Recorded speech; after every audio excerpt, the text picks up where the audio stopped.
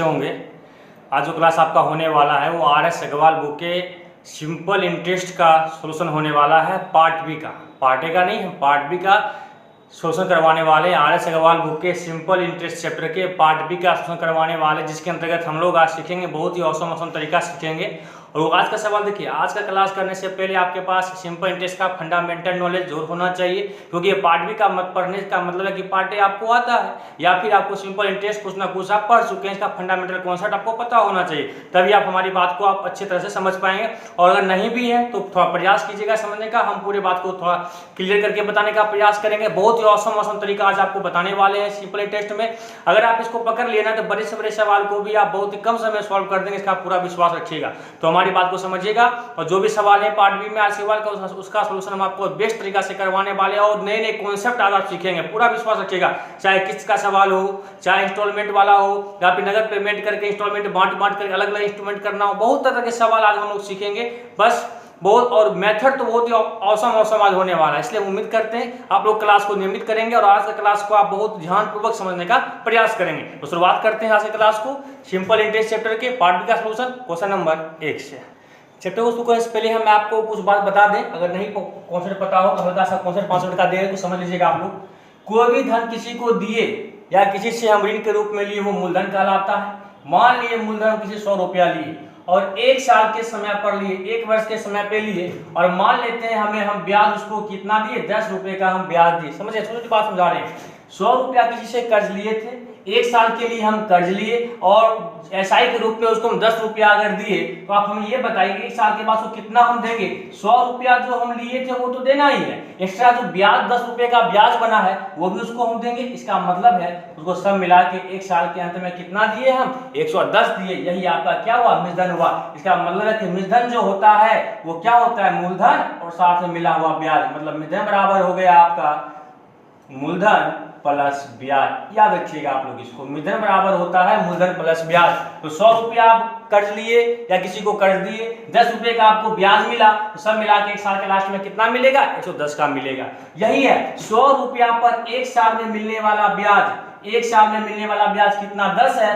याद रखिएगा 100 रुपया पर 1 साल में जो ब्याज मिलता है, 100 रुपया पर 1 साल में जो ब्याज मिलता है वही उसका दर होता है। क्योंकि 100 रुपया पर 1 साल में ब्याज कितना, 10 मिला, इसका मतलब है कि इसका रेट कितना हो गया आपका, 10% इसका क्या बन जाएगा, आपका रेट हो जाएगा। सीधी सी बात, 100 रुपया पर 1 साल में मिलने वाला ब्याज ये क्या कहलाता है, दर कहलाता है। छोटी सी बात जान के, कोई फॉर्मूला नहीं रखना है। 100 रुपया पर 1 साल में मिलने वाला ब्याज क्या कहलाता है, दर कहलाता है। इसका मतलब है कि रेट कितना परसेंट हो गया, 10% हो गया।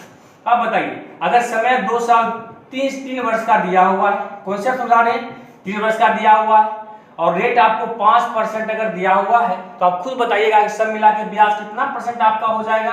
3 वर्ष के लिए पहला वर्ष ही 5% देगा, 3 वर्ष है, अगले वर्ष ही 5% देगा, अगले वर्ष भी दिया, सब मिला कितना परसेंट का ब्याज मिला आपको, 15%। 1 साल में 5% का ब्याज, तो 3 साल में 15% का ब्याज। इस प्रकार से हम कह सकते हैं SI परसेंट बराबर होता है RT प्रतिशत। इसको भी आप लोग ख्याल में रखिएगा, SI परसेंट बराबर क्या होता है, RT। 1 साल में अगर 10% का ब्याज देगा तो 5 साल में 50% का ब्याज देगा। समझ रहे हैं बात को। पॉइंट नंबर दूसरा था, इसी बात को समझ लीजिएगा, SI जो मिलता है हमेशा मूलधन पर मिलता है, कभी भी वो मूलधन पर ब्याज नहीं देगा। SI सिंपल इंटरेस्ट साधारण ब्याज जो मिलता है वो हमेशा मूलधन पर ही मिलता है। SI हमेशा किस पर मिलता है, मूलधन पर मिलता है। पॉइंट नंबर 3 नोट कर लीजिए कॉपी में आप लोग, SI हमेशा मूलधन पर मिलता है। पॉइंट नंबर 4, और SI जो होता है प्रत्येक वर्ष का बराबर होता है। अगर पहला साल ब्याज आपको 100 का मिला है और धन आपका वही है, तो हर साल आपको ब्याज 100 का ही मिलेगा, ब्याज चेंज नहीं होता है। मेरी बात समझ पा रहे हैं, ब्याज चेंज नहीं होगा। ब्याज जो होता है प्रत्येक वर्ष का SI वो बराबर होता है। अगर पहले साल का ब्याज 400 है, इसका मतलब है कि हर एक वर्ष आपको ब्याज कितने का मिलेगा, 400 का मिलेगा। अगर आपको 5 साल में सब मिला के ब्याज 500 का मिला है, इसका मतलब है कि 1 साल का ब्याज कितना होगा, 500 में 5 से डिवाइड कर देंगे, कितना होगा, 100 रुपए का ब्याज आपको प्रति वर्ष मिल रहा है। बात समझ पा रहे हैं हमारी। बहुत वही कॉन्सेप्ट बता रहे हैं कि प्रत्येक वर्ष का SI बराबर होता है, SI हमेशा मूलधन पर होता है, SI परसेंट बराबर होता है कि आपका RT%। और बता है SI की रेट कैसे ज्ञात करेंगे, 100 रुपया पर 1 साल में मिलने वाला ब्याज पता कर लेंगे, वही हमारा क्या होगा, रेट होगा। इतनी सी बात को आप समझ पाए होंगे। और मूलधन जो होता है वो हमेशा हम लोग मानते हैं, अगर परसेंट की वैल्यू हो तो 100% इसको हम मान के चलते हैं। उम्मीद करते हैं आप लोग की छोटी सी बात समझ में आप लोग को जोर आया होगा। तो ये सब फंडामेंटल बातें थी, उतना वक्त नहीं है कि आपको पूरा डीपली दे पाएंगे, लेकिन जो कॉन्सेप्ट था वो दिया है। अब हम क्वेश्चन पे आते हैं और क्वेश्चन को सॉल्व करने का प्रयास करते हैं कि क्वेश्चन क्या कह रहा है। देखिए क्वेश्चन नंबर 1 कह रहा है, बहुत अच्छा सवाल है। क्वेश्चन नंबर 1 में 3 वर्ष में 1016 और 7 वर्ष में 1304 होता है। 7 वर्ष में कोई धन बढ़ के 1304 हो गया, 3 वर्ष में 1016 हो गया, कोई धन बढ़ के हो गया, मतलब क्या होता है, जो धन हो जाता है, मेरे धन होता है और मेरे में क्या मूलधन और ब्याज मिला होता है। 3 वर्ष में हो गया मतलब उसमें मूलधन था, मेरी बात समझिएगा, मूलधन था और 3 वर्ष का उसमें क्या मिला हुआ था, 3 वर्ष का एसआई मिला था, तब जाकर के वह धन 1016 का होगा। और वही धन 7 वर्ष में मूलधन था और 7 वर्ष का मतलब उसमें क्या 7 वर्ष का ब्याज भी मिला होगा, 7 वर्ष का एसआई उसमें मिला होगा और 7 वर्ष का एसआई, तब जाकर के वो धन कितने का हो रहा है, 1304 का। और आप खुद बताइए, कोई धन और 3 वर्ष का ब्याज 1016, वही धन और 7 वर्ष का ब्याज 1304, क्या पता चला इस धन में अंतर क्या होगा, मूलधन तो वही है, दोनों में अंतर क्या है, 7 वर्ष का ब्याज और 3 वर्ष का ब्याज, अंतर जो भी वृद्धि हुआ 4 साल में वो वृद्धि क्या होगा, तो ब्याज का वृद्धि होगा। तो 4 साल में वृद्धि कितने का हुआ, कर देंगे, अगर घटाएंगे दोनों को घटा के देखिए, या काट भी सकते हैं, कोई दिक्कत। 7 वर्ष का ब्याज और 3 वर्ष का ब्याज, कितने वर्ष का एसआई, तो 4 वर्ष का आपको क्या निकलेगा, 4 वर्ष का एसआई। घटा दीजिए, यहाँ पे 8 हो जाएगा, 4 बच गया 1, यहाँ बच गया 9, 9 में से किया आपका 8, यहाँ बचा कितना 2, 288, मतलब 4 वर्ष का ब्याज कितना मिला, 288। आप खुद बताइएगा कि 1 वर्ष का जो ब्याज होगा वो कितना होगा, 4 7 28, 4 9 72। इसका मतलब है कि 1 वर्ष का जो ब्याज है वो कितना 72 निकला। आपको धन पता करना हो 3 वर्ष का पहले पता कर लेते हैं कि 3 वर्ष का ब्याज क्या होगा।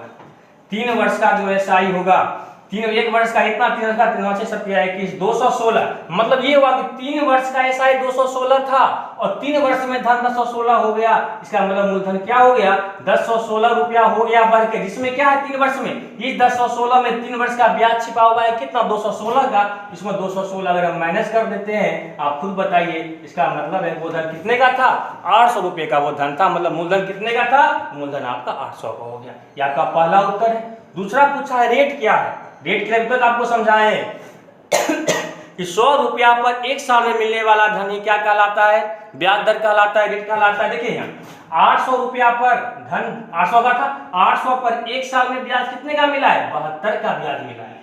800 रुपया धन तो 800 का था और 1 साल में ब्याज कितना मिला, क्या बोले, किसी भी धन पर 1 साल में मिलने वाला ब्याज और 100 रुपया पे निकाल देंगे, काम हमारा बन जाएगा 100 रुपया पर। अगर 800 पर 72 का ब्याज मिलता है तो 100 पर कितने का ब्याज मिलेगा, 8 9 72, कितना परसेंट हो गया, दर आपका 9% हो गया। समझ रहे होंगे बात को, बहुत अच्छा तरीका था। मूलधन आपका 800 का हो गया क्योंकि अंतर 4 वर्ष का इतना, 1 वर्ष का ब्याज इतना, 3 वर्ष का निकाले 216, 3 वर्ष का ब्याज 216 है तो चूंकि 3 वर्ष में धन बढ़ के 1016 हुआ है, 1016 में 216 घटा देंगे, धन इसका मतलब 800 का था, मूलधन 800 का था। 800 पे ही 1 साल में ब्याज कितने का देता है, 72 का। पहले बताया 100 रुपए पे निकाल देना, अगर 800 में इतना 100 पे कितना ब्याज देगा, 9 का। 100 रुपया पर 9 का ब्याज दिया, इसका मतलब है कि रेट क्या हो गया, 9%। देखिए नेक्स्ट कर रहा है, धन ब्याज की दर पर वार्षिक दर से, किस वार्षिक दर से कोई धन 12 वर्ष में स्वयं का दोगुना हो जाएगा। देखिए एक ट्रिक फॉर्मूला याद रखिएगा, प्रोसेस बोर भी है लेकिन फॉर्मूला याद रखिए, समय बराबर होता है n-1, दर पूछा है रेट की दर से, तो रेट बराबर निकाल देना है n-1 बटा t क्रॉस 100%, एक ये होता है। और इसी में अगर समय पूछ रहा होता है उसको भी नोट कर, समय बराबर होता है बस ये यहाँ कर दीजिए, n-1 t बराबर होगा n-1 क्रॉस 100। अगर समय भी निकालने के है तो समय यहाँ से निकल जाएगा, रेट निकालने के है तो रेट यहाँ से निकल जाएगा। देखिए सवाल में क्या कह रहा है, आपको फिर से समझिएगा, कह रहा है किस वार्षिक दर से कोई धन 12 वर्ष में स्वयं का दोगुना हो जाएगा।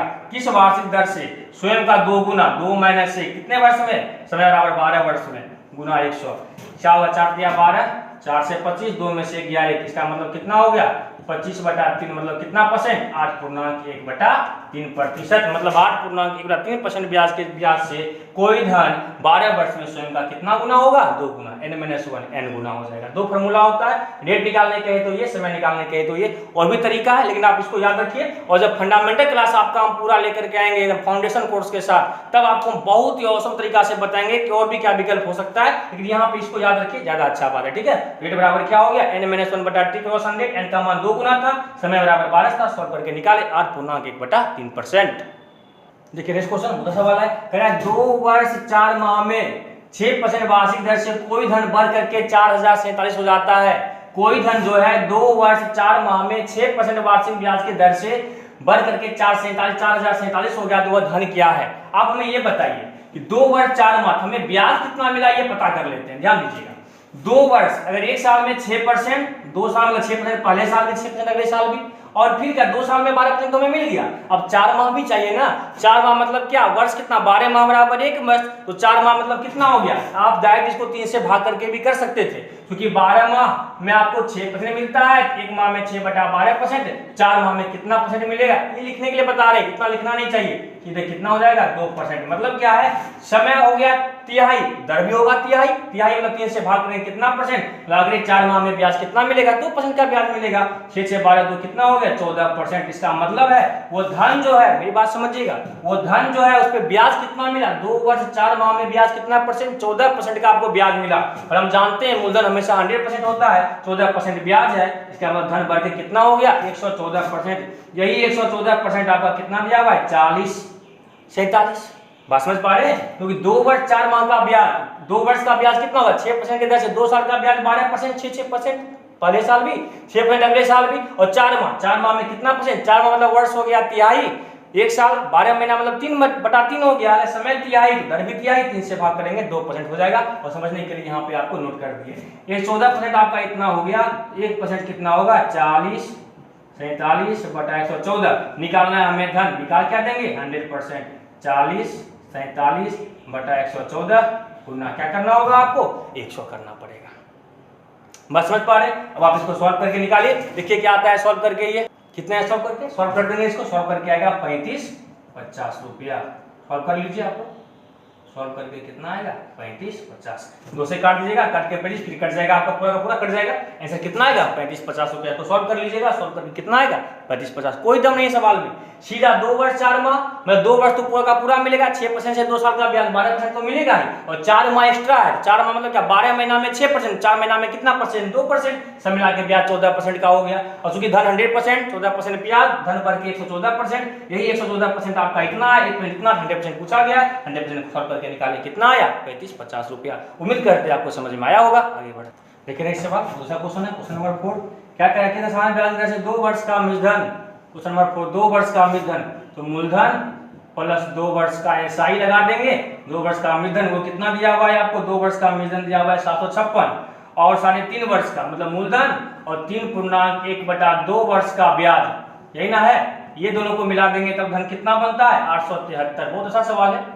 मूलधन और 3.5 वर्ष का ब्याज मिलाएंगे तो इतना रुपया बन जाएगा, मूलधन 2 वर्ष का ब्याज मिलाएंगे कितना मिल जाएगा, तो अंतर अगर किया जाए, अंतर मूलधन कैसे हो जाएगा, 1.5 वर्ष का जो एसआई है वो अंतर कर देंगे कितना हो जाएगा, यहाँ पे 713 या 6 में 5 गया 1 और 117 हो जाएगा, मतलब 1.1/2 वर्ष का ब्याज कितना हो गया, 117 हो गया, मतलब 3/2 वर्ष का जो ब्याज निकलेगा वो 117 निकलेगा, 3 से 3 × 9 3 9 27, इसका मतलब है 1 वर्ष का जो ब्याज होगा, 1 वर्ष का जो ब्याज होगा कितना, 378 रुपया, 1 वर्ष का ब्याज आपका कितना 78 रुपया हो गया, तो 2 वर्ष का, 2 वर्ष का ब्याज कितना होगा, 156, 2 वर्ष का ब्याज 156 मिल रहा है। आप खुद बताइए वो धन कितने का था, 2 वर्ष में धन बढ़ के 756 हो गया, उम्मीद है 756 का, ये 756 रुपया में 2 वर्ष का ब्याज 156 रुपया आपका छिपा हुआ है, इसका मतलब है वो धन कितने का था, 600 रुपए का वो धन था।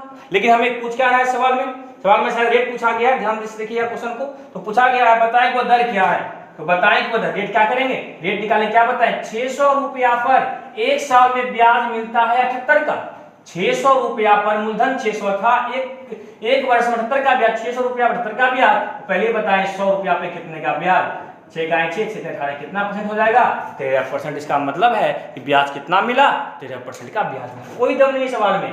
मूलधन 3.5 वर्ष का ब्याज इतना, मूलधन 2 वर्ष का ब्याज इतना, अंतर कर दे, 1.5 वर्ष का ब्याज इतना, 3.5 वर्ष का इतना, निकाल दे, 1 वर्ष में 78, 2 वर्ष में इतना, क्योंकि कोई धन 2 वर्ष में बढ़ करके 756 हो जाता है, इसका मतलब है कि उसमें 756 रुपया में 2 वर्ष का ब्याज कितना, 156, 756 में 156 का आपका ब्याज मिला हुआ है, मतलब वो धन कितने का है, 600 का वो धन है। बात समझ पा रहे हैं, धन कितने का हो गया, 600 का, इसका तो रेट निकालेंगे 600 रुपया पर 1 साल में ब्याज, क्योंकि जब भी दर निकालना हो तो 1 साल में ब्याज कितना दिया, 675 का ब्याज दिया तो 100 पे कितना, क्योंकि रेट निकाल का सबसे सिंपल तरीका ध्यान में रखिए कि 100 रुपया पर 1 साल में मिलने वाला ब्याज ही दर कहलाता है, तो 600 पर मिला 78 का, तो 100 पर कितने का, 100 पर ब्याज कितना हुआ, 13, यह वाला ब्याज कितना हो जाएगा, 13%। लेकिन इस क्वेश्चन क्या कर रहा है, कोई व्यक्ति 3 लाख प्रदत्त राशि को पुत्र और पुत्री में बांटा जो क्रमशः 12 वर्ष 14 वर्ष का है, सन आपका 12 वर्ष का है, सन जो है वो आपका 12 वर्ष का है और डॉटर जो है वो कितने वर्ष की है, 14 वर्ष की है। अब कह रहा है मिल्क किस प्रकार बांटना चाहता है कि प्रत्येक 18 वर्ष के होने पर जब ये 18 वर्ष का होगा और जब ये 18 वर्ष का होगा, इसको ब्याज कितने साल का मिलेगा, 6 साल का, और इसको ब्याज कितने साल का मिलेगा, 4 साल का।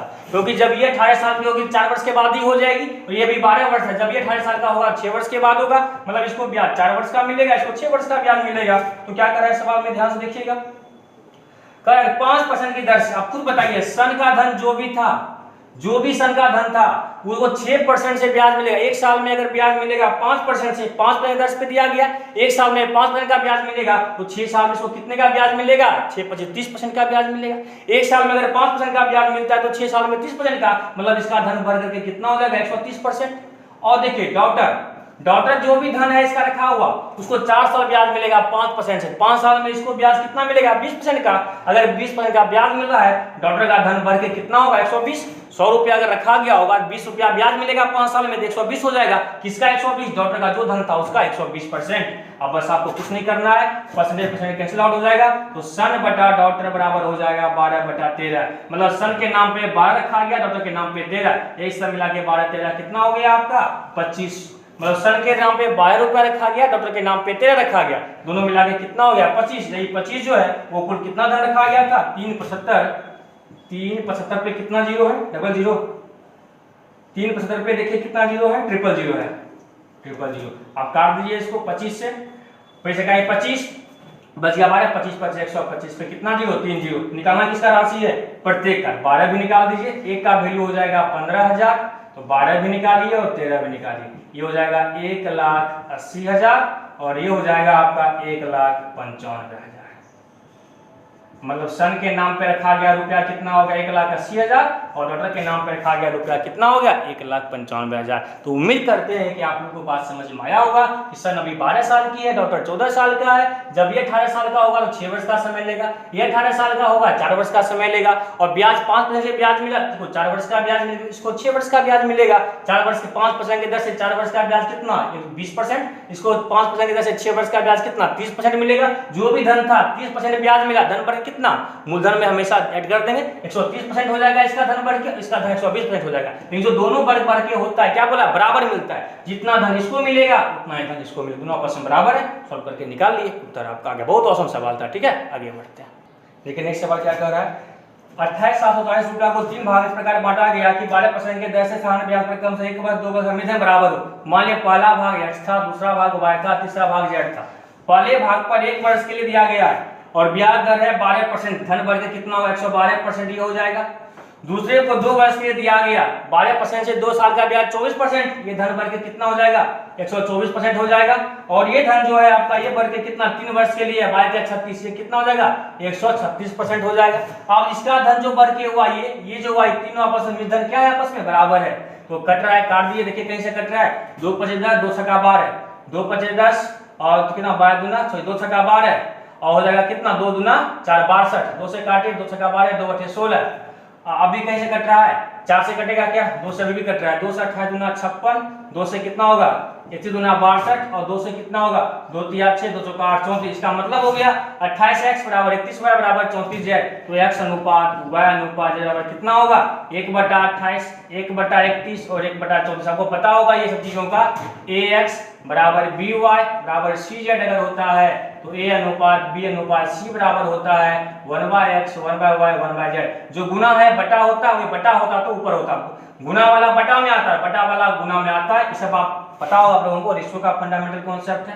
अब करना क्या होगा हमें, इसका हमें क्या करना पड़ेगा, इससे लेके सॉल्व करेंगे, सॉल्व करके फिर रेशियो को हम आपस में बांट लेंगे।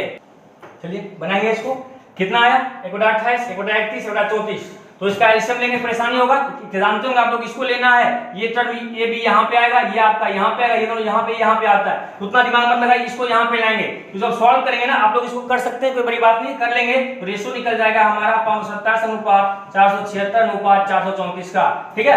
इसका एलसीएम ले लेंगे, ऐसा कोई जरूरत नहीं है, बस इस दोनों को यहाँ, इसको इसके टर्म को यहाँ और यहाँ निकालना, इसको रखते हैं, जिसको लेने को छोड़ दिए, बचे हुए को उठा के यहाँ डाल देते हैं। ये सब पता होगा आप लोगों को, इसलिए इतना क्लियर नहीं बता रहे।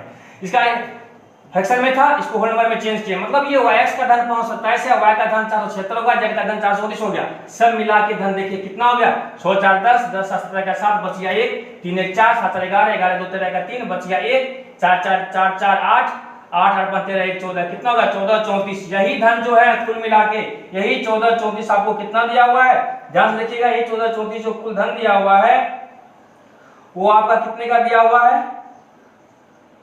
28740, यही कुल धन दिया हुआ है 28740। अब देखिए यहां से कहीं कट छट रहा है तो काट के निकालिए, 14 दूना 28, 7 दो बार में कट जाएगा, एक यूनिट आपका कितना हो गया 20 हो गया। तो पूछा है प्रत्येक का भाग, 527 भी निकाल दीजिए, 476 भी निकाल दीजिए और 434 भी निकाल, दिख रहा है यहाँ पे, और 434 भी आप यहाँ पे निकाल दीजिए। 527 x का भाग है, अगर एक यूनिट 20 है तो 527 यूनिट, 527 यूनिट कितना 200 मल्टीप्लाई कर देंगे, 14 का 4 बच गया 1, ये हो जाएगा आपका 527 यूनिट आपको कितना हो जाएगा 10 540, ये हो जाएगा आपका x का।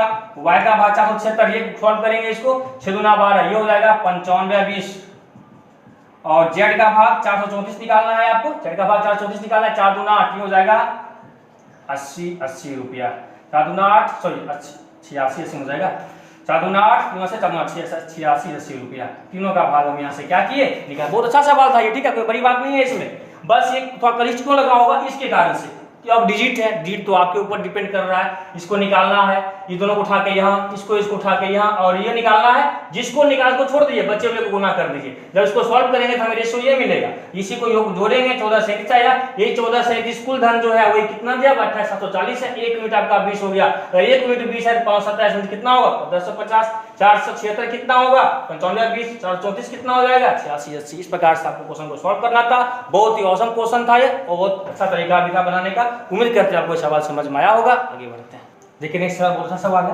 3 वर्ष का मूलधन 9440 है और ब्याज की दर में 25% की वृद्धि कर दी जाती है, तो उतने ही समय में 98 हो जाता है, मतलब अभी 9440 का था और अब नया हो रहा है, न्यू जो मूलधन हो रहा है, जब 25% की वृद्धि कर दी है दर में, तब वो 98 का हो रहा है। अब खुद बताइए आप, पहले 9440 दे रहा था, अब 98, ये वृद्धि क्या होगा, ब्याज में जो वृद्धि है वही ना वृद्धि होगा, धन तो वही है, समय भी वही है, तो जो धन आपको एक्स्ट्रा मिला हुआ जो रेट में वृद्धि है वही आपको ज्यादा मिलेगा। पहले जितना धन मिला वो अब जितना मिल रहा है, जो वृद्धि है दोनों में जो वृद्धि आपको कितने का दिख रहा है, कि दोनों धन में वृद्धि कितने का, ये निकाल लेंगे 360 का वृद्धि हुआ है, मतलब जो ब्याज में वृद्धि हुआ है ना वो वृद्धि कितने रूप में हुआ है 360 के रूप में हुआ है। अब कह रहा है जो ब्याज में वृद्धि हुआ है 25% का, मतलब 4 में 1 का, अगर पहले 4 रुपया ब्याज मिलता था तो अब 1 रुपया ज्यादा ब्याज मिलेगा एक साल में, क्योंकि 3 साल की कहानी कितना ज्यादा मिलेगा 3 ज्यादा, इसका मतलब हो गया 3 रुपया क्या मिलेगा 1 यूनिट ज्यादा मिला, एक साल में 1 यूनिट, तो 3 साल की कहानी है ना, 25 रुपए का मतलब क्या हुआ कि पहले से 4 रुपया ब्याज मिल रहा था तब 1 रुपया ज्यादा मिल रहा होगा, मतलब 5 का ब्याज मिल रहा होगा, अगर 1 रुपया ज्यादा मिल रहा है एक साल में तो 3 साल में कितना ज्यादा मिलेगा 3 यूनिट। यही 3 यूनिट जो आपका दिया हुआ है, मेरी बात समझिएगा, यही 3 यूनिट जो है वो कितना ज्यादा है 360। 1 यूनिट कितना होगा बताइए, 1 यूनिट कितना होगा, 12 दिया 36, ये हो जाएगा 120 रुपया, 1 यूनिट अगर 120 है मतलब 4 यूनिट का मतलब कितना होगा 480 रुपया। कहने का मतलब ये हुआ अगर एक साल में पहले ब्याज 4 रुपये का मिलता था, वही 4 कितना है 480, मतलब पहले जो था 1 वर्ष का ब्याज वो कितना 480 था, क्योंकि हमें 3 वर्ष का पता करना है, अगर 1 वर्ष में 480 मिल रहा है तो 3 वर्ष का ऐसा ही कितना होगा, खुद बताइए आप लोग, क्योंकि 4 पहले अगर 1 वर्ष में 4 मिलता था, 4 का मतलब 480, अगर एक साल में 480 मिला है तो 3 साल में कितना मिलेगा, 824 का 4 बच गया 2, 24 का 4 बच गया 2, 4 पे 12 तो 14 40 रुपया क्या होगा उसका वो ब्याज होगा। इसका मतलब अगर हमें मूलधन निकालना होगा तो कोई धन 3 वर्ष में पहले 9440 हो रहा था, ये 9440 में 3 वर्ष का ब्याज कितना है 1440, इसका मतलब वो धन कितने का था तो 8000 रुपए का वो धन था, मतलब वो धन कितने का था 8000 का था। अब पूछा गया रेट क्या है, तू बताइए 8000 रुपया पर एक साल में जो ब्याज मिला 4 यूनिट, 4 क्या एक साल का ब्याज है, एक साल में ब्याज कितने का मिला है 480 का ब्याज मिला है। 8000 रुपया पर एक साल में ब्याज 480 का मिलता है तो 100 पर ब्याज कितने का मिलेगा, जो यहाँ से कैंसिल, यहाँ से खत्म, 48 कितना परसेंट हो गया 6% का ब्याज हो गया। बहुत ही औसम सवाल था ये, बहुत ही औसम सवाल था। फिर समझिएगा 3 वर्ष में पहले 9440 का मिला, जब रेट में 25% की वृद्धि कर दी गई तब 9800 मिला, मतलब कितना जो वृद्धि हुआ वो कितना मिला 360 रुपया। ये 360 रुपया क्या ब्याज में ही वृद्धि होगा। और कह रहा है ब्याज में जो वृद्धि हुआ है 25% का वृद्धि हुआ है। मतलब अगर पहले 4 रुपए का ब्याज एक साल में मिलता था, अब 1 रुपया ज्यादा मिलेगा। अगर एक साल में 1 रुपया ज्यादा मिलता है तो 3 साल की कहानी है, कितना 3 ज्यादा मिलेगा। यही 3 यूनिट आपका 360 है, 1 यूनिट 120 है। तो पहले 4 यूनिट मिलता था एक साल में, तो वही 4 पहले कितना था 480 था एक साल का ब्याज। ये तो 480 निकला है, ये क्या निकला है 1 वर्ष का ब्याज। 1 वर्ष का ये जो निकला है आपका 1 वर्ष का एसआई निकला है। बात समझ पा रहे हैं, 1 वर्ष का एसआई। अगर 1 वर्ष का एसआई 480 है तो 3 वर्ष का एसआई कितना होगा, 3 से मल्टीप्लाई 1440। मतलब ये जो 3 वर्ष में धन 5440 का हुआ था, इसमें 1440 क्या था आपका 1440 आपका ब्याज था। उसको हटा देंगे तो मूलधन 8000 का हो गया। अगर 8000 रुपया मूलधन है तो हमको दर पूछा है 8000 पर एक साल में, पहले ही बता एक साल में जो ब्याज मिलेगा उसको निकालना है। 8000 में एक साल 8000 पर एक साल में ब्याज 480 का मिलता है, तो 100 पर कितने का, पहले ही पता है दर हमेशा 100 पे निकालना है। 100 पर कितने का ब्याज 6% का ब्याज हो गया। उम्मीद करते हैं आपको ये कॉन्सेप्ट समझ बहुत अच्छे तरीका से आ रहा होगा, क्योंकि तरीका जो सब बता रहे हैं आपको बहुत ही यूनिक तरीका आपको बता रहे हैं। ऐसा बेस्ट सोल्यूशन आपको कहीं नहीं मिलेगा, पूरा विश्वास रखिए। हाँ बस ये बात है थोड़ा सा कॉन्सेप्ट आपका क्लियर होना चाहिए, क्योंकि ये पार्ट बी है, तो मतलब है कि थोड़ा सा आपको सिंपल इंटरेस्ट का फंडामेंटल कॉन्सेप्ट थोड़ा तो आपको आना चाहिए, है कि नहीं है। तो पहले आप कहीं ना कहीं कुछ ना कुछ पढ़े होंगे, जरा अच्छे तरीके से समझ में आ रहा होगा, और नहीं भी पढ़े थोड़ा समझने का प्रयास कीजिए। फिर आएंगे पार्ट ए लेकर के और फिर अपना कॉन्सेप्ट आपको अपना देंगे, तो ऐसा ऐसा सवाल बताएंगे आपको कि आपको लगेगा नहीं कि ऐसा ही कुछ टफ होता है। बहुत ही आसान तरीका से बताएंगे, बड़े बड़े सवाल का एकदम आसान सोल्यूशन आपको करवाएंगे। तब तक आप लोग इस क्वेश्चन को देखिए, बहुत ही आसान तरीका से आपको ये करवा रहे हैं। ठीक है, आगे बढ़ते हैं। देखिए नेक्स्ट सवाल बहुत उत्तम सवाल है। कह रहा है कोई धन 3 वर्ष के लिए ब्याज उधार है, ब्याज की दर 2% अधिक होता तो 360 रुपया अधिक ब्याज मिलता। देखिए एक साल में 2% जाएगा तो 3 साल में कितना जाएगा 6%, क्योंकि ऐसा ही आपको पहले ही बताएं 80% होता है। अगर एक साल में 2% ज्यादा देता तो 3 साल में कितना ज्यादा मिलता 6%। यही 6% कितना अधिक उसको मिल जाता 360 रुपया अधिक मिलता। एक साल में 2% ज्यादा, 3 साल में कितना ज्यादा 6% ज्यादा होगा। ये 6% तो 60 हो गया, तो 1% आपका कितना 60 हो गया। तो पूछा क्या गया इसमें आपको, तो बताएं कि धन क्या है। धन कितना हो गया 100%। इसका मतलब है वो धन कितना था 6000 रुपए का वो धन था। कोई बात, बहुत अच्छा सवाल था है कि नहीं। एक साल में 2% जाएगा, सवाल भी नहीं कर रहा है। यदि ब्याज में पहले से 2% अधिक होता है, एक साल में 2% तो 3 साल में कितना अधिक होता 6%। 1% कितना अधिक 60 अधिक, एक 60 हो गया। मूलधन हमेशा 100% आपका कितना हो गया 6000 हो गया। देखिए नेक्स्ट क्वेश्चन कह रहा है कोई धन इसी दर से निश्चित समय में एक निश्चित दर से एक समय में साधारण ब्याज 16/25 हो जाता है। ब्याज जो है मूलधन का 16/25 हो जाता है। यदि दर प्रतिशत और वर्ष संख्या बराबर है। एक ट्रिक होता है, इसको याद रखिएगा, प्रोसेस बहुत सारा है, ट्रिक याद रखिए। दर और समय बराबर हो इस प्रकार होता है tan√a/b। इसको आप लोग याद रखिएगा, समय बराबर या दर, जब समय और दर आपस में बराबर हो और धन जो एसआई जो हो और एसआई जो हो या एसआई जो हो वो मूलधन का अगर a/b भाग हो, एसआई मूलधन का अगर a/b भाग हो और समय बराबर अगर दर हो, इस कंडीशन में समय बराबर दर बराबर जो होता है वो होता है tan√a/b। इसको याद रखिएगा। देखिए सवाल क्या कह रहा है आपको, कितना गुना 16/25 हो जाता है, तो दर सा समय ज्ञात कीजिए। दर कहिए या समय कहिए, tan√16/25 गुना हो जाता है, ये हो जाएगा 4/5, 5 गुना, इसका मतलब कितना हो गया 8%। अगर समय कहेगा तो 8 वर्ष बना लीजिएगा, अगर रेट कहेगा तो 8% का दीजिएगा। जो सवाल में कहेगा वो आपका, समय कहेगा तो 8 वर्ष और दर पूछा गया तो 8%। बस ये फॉर्मूला आप ख्याल रखिएगा कि अगर एसआई जो है मूलधन का a/b गुना हो, दर और समय आपस में बराबर हो तो समय या दर बराबर होता है tan√a/b। इसको ख्याल में रखिएगा। देखिए ना क्वेश्चन नंबर 10 क्या कर रहा है, बहुत सवाल किस्त वाला सवाल है। इसका कॉन्सेप्ट आप लोग को पता होना चाहिए, नहीं भी पता है ध्यान दीजिएगा। 5 वर्ष के बाद 3600 के ऋण को बराबर किस्तों में चुकता करना है। यदि ब्याज की दर 10% वार्षिक हो तो प्रत्येक किस्त क्या देखिए 5 वर्ष में चुकता करना है। पहला वर्ष, दूसरा वर्ष, तीसरा वर्ष, चौथा वर्ष और 5वां वर्ष, 5 वर्ष में चुकता करना है। मानिए प्रत्येक किस्त की राशि 100 होता है, प्रत्येक किस्त आपका 100% का। जो समझा रहे वो समझिए पहले आप। यहाँ देखिए जब पहला किस्त है 100 का, अगर ये किस्त पहला वर्ष ना दे के आप इसको लास्ट में 5वें वर्ष देते, मेरी बात समझिएगा, ये जो किस्त 100 का है अगर ये पहला वर्ष ना दे के आप वर्ष के 5 वर्ष के बाद अगर देंगे तो कितने साल के बाद 4 साल के बाद 1 2 3 4 साल, अगर 5वें वर्ष के अंत में देंगे, जो पहले वर्ष के अंत में देने वाला किस्त अगर पहला वर्ष ना दे के हम अंतिम वर्ष दे तो कितने साल का ब्याज देना पड़ेगा 1 2 3 4 साल का ब्याज देना पड़ेगा। यहाँ 4 वर्ष का समय, यहाँ कितने ये 4 वर्ष का ब्याज देना पड़ेगा। इसको अगर यहाँ दें इसको कितने साल का ब्याज देना पड़ेगा 3 वर्ष का ब्याज। थर्ड ईयर वाला यहाँ ना देके लास्ट में पेमेंट करेंगे, यहाँ 2 साल का। सेकंड वाला, चौथा वाला अगर ना पेमेंट करे जिसको 1 साल का ब्याज और ये पेमेंट करना ही है, यहाँ कोई ब्याज नहीं, ब्याज का कितना होगा 0, मतलब यहाँ कितना होगा 0 वर्ष हो जाएगा। मतलब ये हो गया 5 वर्ष की कहानी है, एक कम करके सबको लिखिए। अगर 4 वर्ष का होता तो यहाँ 3 वर्ष का, 2 वर्ष का, 1 वर्ष का, 3 वर्ष का ही होता तो यहाँ होता आपका 2 वर्ष का, 1 वर्ष का कोई नहीं।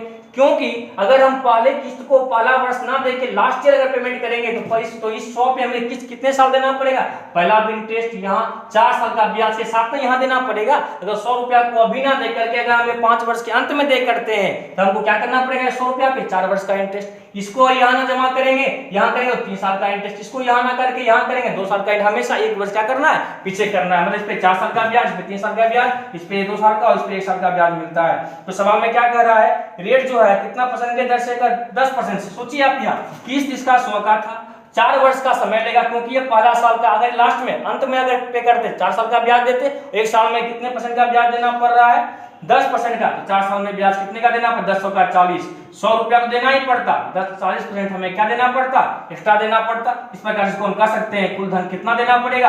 अगर 100 रुपया अभी ना दे करके 5 वर्ष के अंत में दे करेंगे तो कितना देना पड़ेगा, 140 देना पड़ेगा। इसमें 3 वर्ष का ब्याज 30, इसको कितना देना पड़ेगा, 130, यहाँ कितना 120, यहाँ कितना 110, और यहाँ तो पेमेंट कर ही रहे हैं वर्ष के अंत में, यहाँ देना ही नहीं पड़ेगा इंटरेस्ट, केवल जो किस्त की राशि है वो देना पड़ेगा। तो सब मिला के जोड़ देंगे तो ये हमें राशि लास्ट में देना कितना है, 3600 रुपया आपको किस्त 5 वर्ष के अंत में आपको दे करना है। इस प्रकार सोचिए क्या होगा, 1 2 3 4 5, 4 3 7, 2 9 1 10, कितना हो जाएगा 600%। ही आपका कितना हो गया 3600, 1% आपका कितना हो जाएगा आपका 6। पूछा गया है प्रत्येक किस्त की राशि कितना हो गया, तो 600 रुपया। ये पूछा गया है प्रत्येक किस्त की राशि क्या है, तो 600 रुपया प्रत्येक किस्त की राशि होगी। कुछ मत कीजिए सवाल में, देखिए कितने वर्ष की कहानी है, 1 वर्ष कम करके 5 साल का था तो 4 वर्ष, 3 वर्ष, 2 वर्ष, 4 वर्ष का ही होता तो 3 वर्ष का किस्त, 2 वर्ष का, 1 वर्ष का। यहाँ कोई किस्त नहीं लगता, क्योंकि लास्ट वाला पेमेंट तो कर ही रहे हैं, वहाँ कितने की आवश्यकता ही नहीं है। ऐसे किस्त का एक्स्ट्रा क्लास भी आपको लेकर के आएंगे। यहाँ तो बराबर बराबर किस्त था, अगर किस्त 2 गुना कर दे, प्रत्येक वर्ष 2 गुना कर दे, अगले वर्ष 3 गुना कर दे, इस तरह का भी सवाल आपका बनता है जो बहुत ही हाई लेवल का होता है। हमारे एसटीटी मटेरियल में आपको सवाल करवाते ही हैं, लेकिन जब आपको यूट्यूब पे करवाएंगे तो वहाँ भी एक स्पेशल क्लास लेके आएंगे और बताएंगे कि अगर किस्त अलग अलग होता है तो कैसे क्वेश्चन को सॉल्व करते हैं, क्योंकि बहुत ही औसम तरीका होता है क्वेश्चन को सॉल्व करने का, बहुत ही आसान तरीका है। इससे ज्यादा आसान किस्त के क्वेश्चन को सॉल्व करने का नहीं होता है। उम्मीद करते हैं आप लोग को ये बात समझ में हो रहा होगा कि किस्त वाले प्रश्न को कैसे सॉल्व करेंगे। बस यही से हमारा उत्तर, ये तो समझाने के लिए हम लिखे, आपका उत्तर यहीं से आ जाएगा। और उम्मीद करते हैं आपको ये सवाल समझ में जरूर आया होगा। तो आज सब मिला के हम लोग रहे हैं क्वेश्चन नंबर 10 तक रहे हैं, और बचा हुआ 4-5 सवाल और भी है, लेकिन वो सारे सवाल के पीछे कुछ कॉन्सेप्ट छिपा हुआ है। उस पार्ट को लेकर के हम फिर आएंगे आपको नेक्स्ट पार्ट में। ये पार्ट 1 आपका करवा दिए, सोचे तो इसी वीडियो में करवा देंगे, लेकिन नहीं हो पाएगा क्योंकि वीडियो थोड़ा लंबा हो जाएगा, बच्चे देख नहीं पाते बराबर वीडियो, से उसको छोटा कर देते हैं। ठीक है, तो बचे हुए 5 सवाल 5 ही होगा, लेकिन कॉन्सेप्ट उसके अंदर बहुत अनेक होगा। तो पहले आप लोग इस वीडियो को देखिए और मैक्सिमम से मैक्सिमम शेयर कीजिए, लाइक कीजिए, ताकि हम फिर आपको नेक्स्ट पार्ट बहुत ही अच्छे मेथड से लेकर के आवे। मिलते हैं हम फिर नेक्स्ट पार्ट में, तब तक आप लोग इस वीडियो को पूरा का पूरा देखिए और जो असम कॉन्सेप्ट बताए हैं उसको सीखने का प्रयास कीजिए। मिलते हैं फिर हम लोग नेक्स्ट पार्ट में क्वेश्चन नंबर 11 से। सवाल तो वही 5 सवाल होंगे, लेकिन वो 5 सवाल के पीछे इतना बढ़िया कॉन्सेप्ट आपको बताने वाले हैं, इतना बढ़िया कॉन्सेप्ट जो आप पहले कभी नहीं पढ़े होंगे, इसका पूरा विश्वास है। तो मिलते हैं हम लोग फिर नेक्स्ट पार्ट में क्वेश्चन नंबर 11 से। तब तक आप लोग इस वीडियो को देखिए और जो छिपे हुए रहस्य है समझने का प्रयास कीजिए, और वीडियो में कुछ नया सीखने का मौका मिला हो वीडियो को लाइक शेयर कमेंट जरूर कीजिए, ताकि हम भी आपके सामने उत्साहित होकर अच्छे से कॉन्सेप्ट को लाते रहें। मिलते हैं फिर नेक्स्ट वीडियो में।